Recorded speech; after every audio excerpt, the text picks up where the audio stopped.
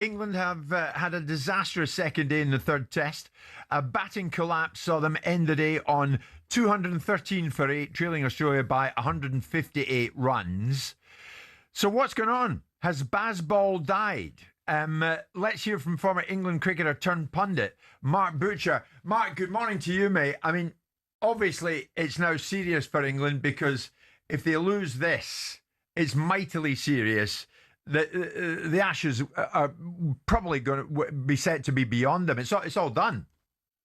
Yeah, yeah. It was a hard day's night again.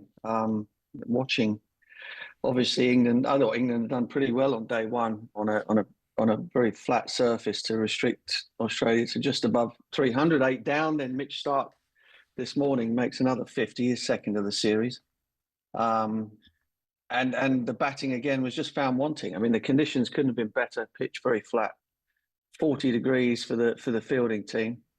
And sort of, a scrambled brains and addled techniques, and England have kind of all but handed the Ashes to Australia in the course of day two. Is that what's happened, Mark? They've handed the Ashes to Australia. We had an Australian journalist yesterday who seriously annoyed Simon by saying that England played dumb cricket, but do they?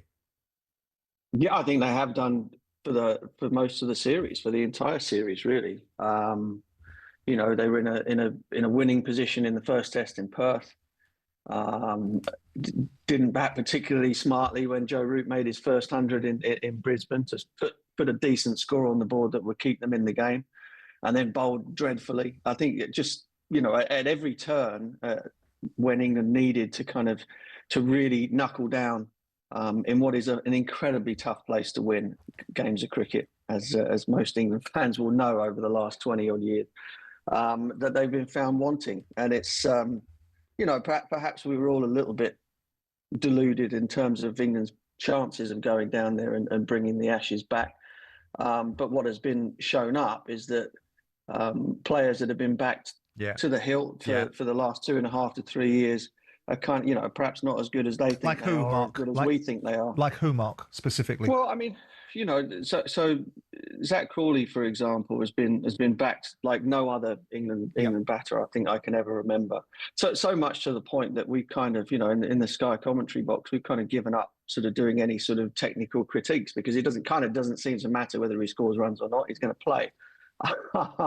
Ollie Pope's record in Ashes cricket now, I think, is less than 18 or something, and against sort of, the bigger teams on the world stage, he's been found to struggle, whether technically or mentally, to kind of, to put in the sort of consistency and to play in a manner that suggests that he is sort of test class.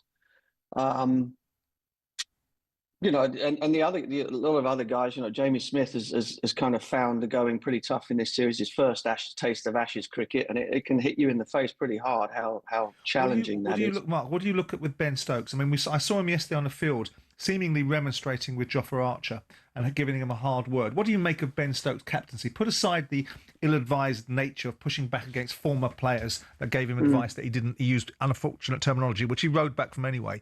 What do you make of his captaincy in this series? Well, it's been very interesting because over the course of his time, he has encouraged all of those players, the players that he has backed, to play in the manner that they do, i.e. sort of on the edge of recklessness, and has backed them to do that for the last 3 years pretty much, and regardless of whether or not there is criticism from the outside that sometimes you have to actually play the game in slightly different ways.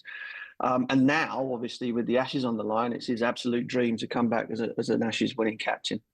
He's kind of going at them all, asking them to do something which is 180 degrees away from what he's been encouraging them to do for the last 2.5 to 3 years. So, that's difficult in terms of messaging, and it's also very difficult, I think, for a team to spin on a dime to that degree. Over the course of a couple of weeks, for 3 years you've been told and pushed out the door. Go out there, express yourselves, take risks, put put the onus back on the opposition in any way possible. And now that that's not been working, it's kind of like, well, we don't want you, we can't do that anymore. We don't want you to do that anymore. And the team has found it difficult to adjust. There have been quite a few of us who've been suggesting that was probably the right way to have gone about it for the last couple of years. I think when Stokes first took over, they were trying to sort of reverse a trend of horrendous results. Let's not forget that.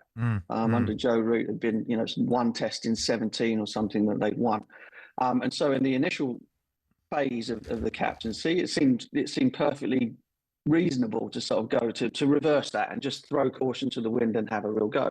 But I think if you're going to be a serious cricket team and win serious cricket series, i.e. against India away or at home, against Australia away or at home, then there comes a point where you have to go, okay, well, we've had our fun. Now there's a serious side to it. Yeah.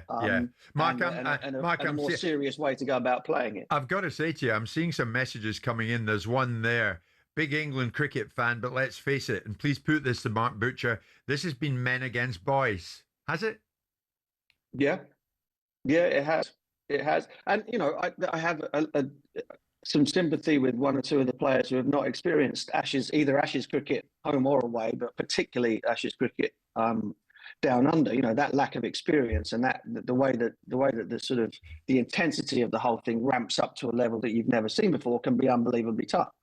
But there are enough sort of senior players out there, or guys who've been around for a bit longer, to have absorbed that a lot better than they have. And somebody like Jofra Archer, for example, he tends to attract, as does Harry Brook. They attract a lot of heat from fans because fans recognise them as being sort of special players. But Joff's made a couple of 40s, taken 5 for. He was outstanding for England with the ball in this Test match, and was in Perth until the Travis Head innings. And so some of those guys have actually gone all right. They're copying it, and some of the others are kind of hiding behind the behind that criticism. But there isn't going to be any place to hide if this game goes the way it looks like it's going now. Mark, it's a sorry tale, but thank you so much for joining us. Mark Butcher, former England cricketer turned pundit, and a damn good one at that. He was a good cricketer too.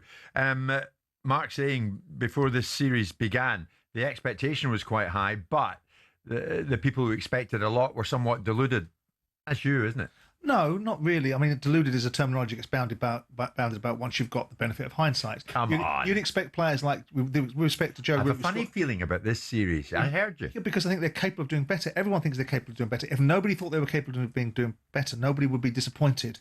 Players like Joe Root, made a magnificent innings in the second test, but other than that, he's done nothing.